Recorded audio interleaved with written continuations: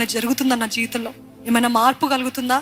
ఈ రీతిగానే ఆ దాసుడు చేసిన రీతి ఏలియా ప్రార్థన చేస్తున్నాడు, దాసుడిని పంపిస్తున్నాడు, ప్రార్థన చేస్తున్నాడు, దాసుడిని పంపిస్తున్నాడు. మన జీవితంలో కూడా వి ప్రే అండ్ వి వెయిట్. వి ప్రే, మళ్ళీ చూస్తాం దేవా జవాబు వస్తుందా రావట్లేదా, జవాబు వస్తుందా రావట్లేదా. And then we come to an end. 6 మారు ఆయన అన్నాడంటే రావట్లేదు. దాసుడు చెప్పాడు రావట్లేదు అయ్యా, ఏలియా రావట్లేదు అంటే మరలా ప్రార్థన చేస్తాడు.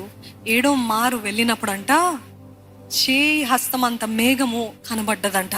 అంటే అంత మేఘము కనబడితే అంటే it is like an answer to his prayer. తన ప్రార్థనకి జవాబులాగా పొందుకున్నారండి. 7 పరిపూర్ణమైన సంఖ్య.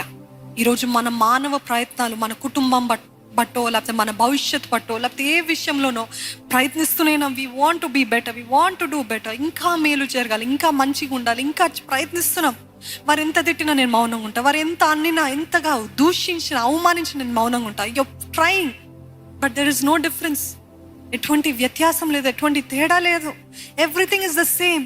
And that's when you ask God, దేవా ఆలకించయ్య నా ప్రార్థనని, దేవా నువ్వు జవాబును దయచేయి అని ప్రార్థించినప్పుడు 7వ మారు చూడమన్నప్పుడు 7వ మారు హస్తం అండి, దేవుని హస్తము. హల్లెలూయా.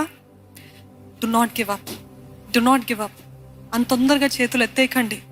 జవాబు రానంత మాత్రాన్ని ఎత్తేయకండి. 6 మార్లు ప్రయత్నించాడు. 7వ మారు లేఖల కనిపించింది దేవుని జవాబు అక్కడ ఉంది. ఈరోజు 6 మార్లు కాదు, ఎన్నో సంవత్సరాల నుండి ప్రార్థన చేస్తున్నారేమో. నా భర్త మారాలి, నా కుటుంబం బాగుపడాలి, ఆ విడాకులు క్యాన్సిల్ చేసేయాలి, ఇది జరగాలి అది జరగాలని ప్రార్థన చేస్తున్నారేమో, వివాహం అవ్వాలని ప్రార్థన చేస్తున్నాడు. Do not give up praying. అదే చెప్తున్నాడు దేవుడు.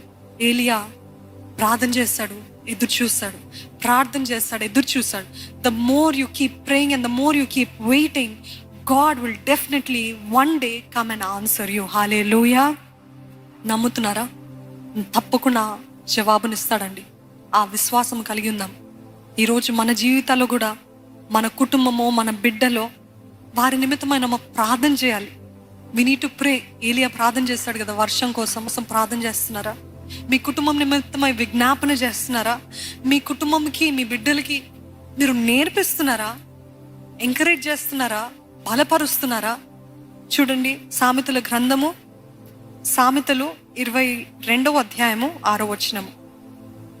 అందరికి తెలిసిన మాట. సామెతలు 22:6 వచనము. బాలురు నడవవలసిన త్రోవను వానికి నేర్పుము, వాడు పెద్దవాడైనప్పుడు దాని నుండి తొలగిపోడు. బాలుడు నడవవలసిన త్రోవను వానికి నేర్పుము, వాడు పెద్దవాడైనప్పుడు. గత వారము చెప్పానండి, మీ బిడ్డలకి బాధ కలుగుతుందా? లేకపోతే